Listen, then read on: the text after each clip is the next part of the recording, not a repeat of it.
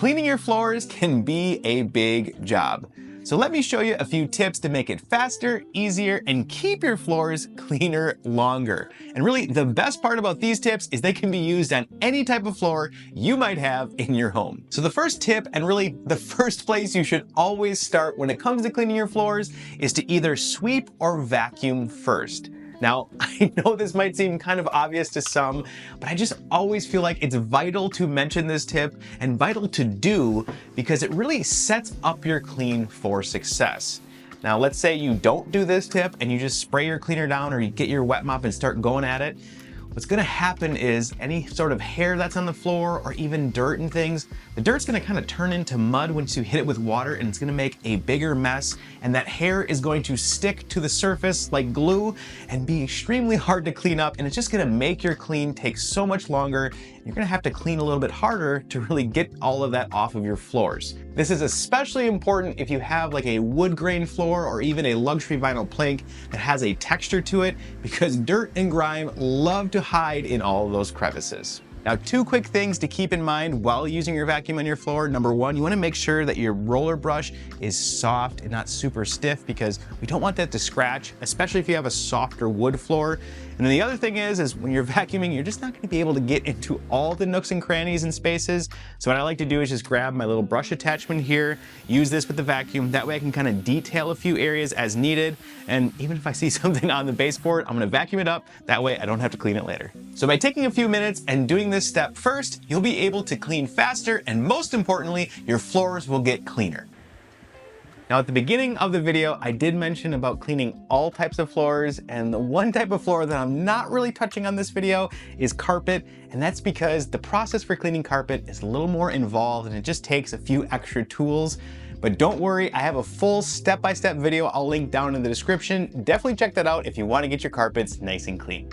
The next tip is to always use a neutral pH floor cleaner like these ones here. I really like these, like the one here from Ecolab does a good job. I really like how this one smells too. Zepp makes one that does a great job as well, and even Fabuloso is neutral pH. Now, you might be wondering at home, what in the world does that even mean? And essentially it means that these cleaners are smack dab in the middle of the pH scale. What can happen if you use super acidic or even alkaline cleaners on your floors is it can cause damage over time. It can strip the finish. It can even damage the wood if you use it on wood. Like for instance, you know I love cleaning with vinegar if you've watched my videos before, but vinegar is very acidic, and if you use that on wood floors, it's going to damage them over time, and we don't want that. Now, the other nice thing about these cleaners, because they're neutral pH, is they're not going to leave a sticky residue behind.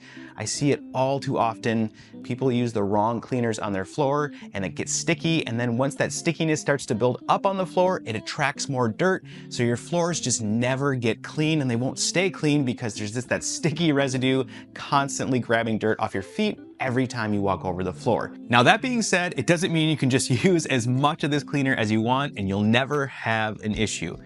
I like to say this quite often, but it's true. The label is the law, so make sure to always mix these with the proper dilution ratio that's on the bottle. Personally, I like to just mix them in a spray bottle. I think it's a little easier to apply the cleaner.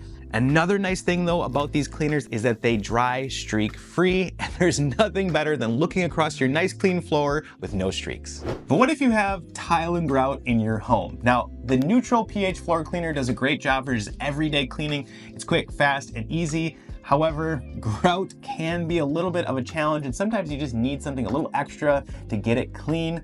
There's a few things I like to recommend. Zepp makes a grout cleaner that does a really good job. I will say though, it's super strong and you cannot use it on things like natural stone. So just, again, read the label, make sure to follow the directions and wear proper PPE.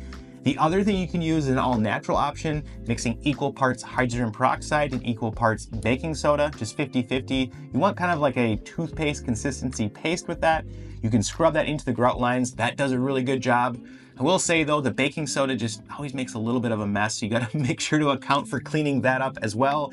And if you want a no cleaner, no chemical option, a steam cleaner does an awesome job to blast out all of the grime in your grout lines, leaving them nice and clean. Now, surprisingly enough, I don't have a full step-by-step tile and grout cleaning video yet, but if you guys would like to see one, let me know down in the comments. The next tip is to clean your floors in sections.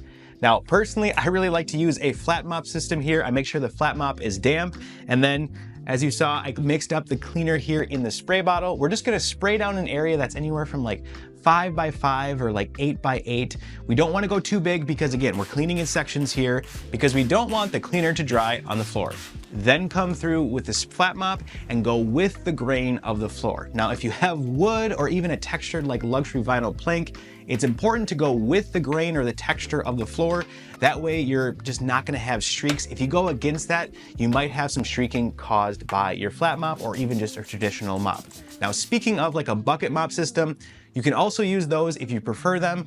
My only word of caution is just make sure that the mop heads are wrung out really well. You don't want to use a ton of moisture, especially on something like wood floor, because that could cause damage. Now, another thing I like to recommend when you start cleaning your floors is always start at the furthest point from your exit and work your way to the door. That way you don't have to walk over your freshly cleaned floors. The next tip is to regularly change or rinse out your mop heads throughout your clean. Now, the reason this is so important is your mop heads are gonna pick up all the dirt from the floor, and over time, they're gonna fill up, and unfortunately, if you don't rinse them out, you're just gonna be spreading dirty water mop head juice all over your floor kind of evenly, and your floors are not going to get clean because, well, these are full and they can't pick anything up. Now, what I like to do personally with the flat mop system is keep a few flat mops on hand. That way I can just grab a clean one and keep going.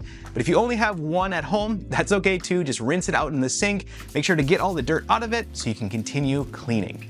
Now, if you are using the traditional bucket and mop system, just make sure that you're regularly rinsing out the mop head, and then over time throughout the clean, your mop water is gonna get dirty too. So if you start to notice that kind of getting to be like a grayish, dirty color, change it out immediately and get some new water. That way you're not spreading the dirt around.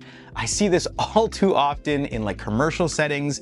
People keep mopping with dirty water and it just defeats the whole purpose of even cleaning the floor. Now, a comment I get from time to time on videos when I talk about rinsing flat mops in your sink is, "Ew, Brandon, why would you ever do that in your kitchen sink?"